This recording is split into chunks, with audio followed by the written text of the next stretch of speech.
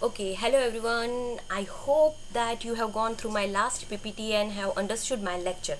So today we are going to learn a bit more about the rDNA technology.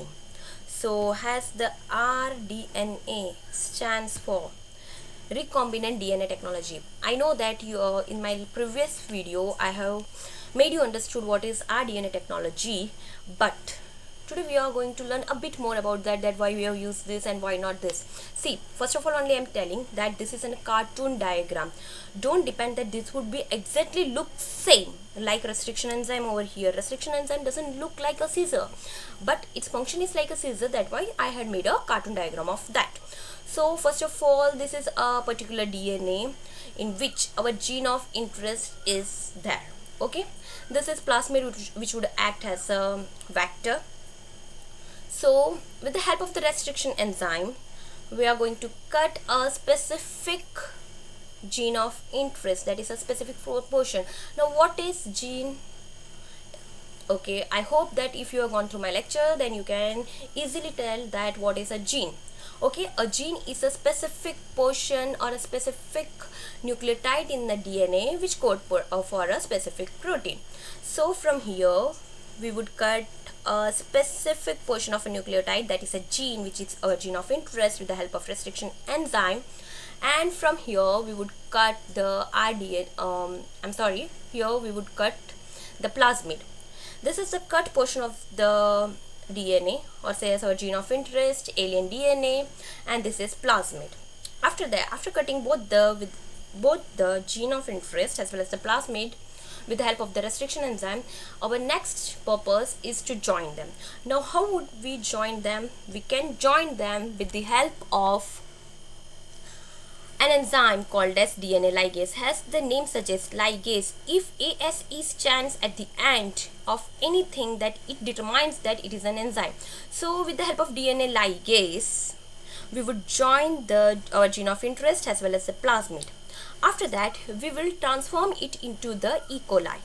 Okay, E. coli would do its multiplication, or say has reproduction, and our gene of interest along with the plasmid, that is our recombinant DNA, that is rDNA, would then be transformed in the E. coli's. And yeah, this is the bacterial colonies growing in the medium. So we would get a many number of, or say as the huge number of bacteria with having our gene of interest.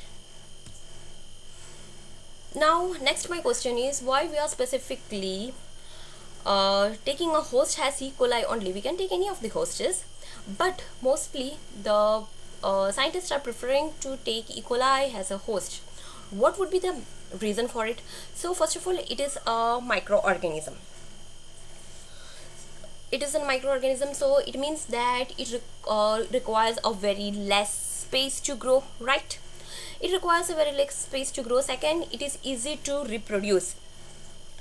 Easy to reproduce means within a less period of time, E. coli can multiply, and we can get a huge number of E. coli.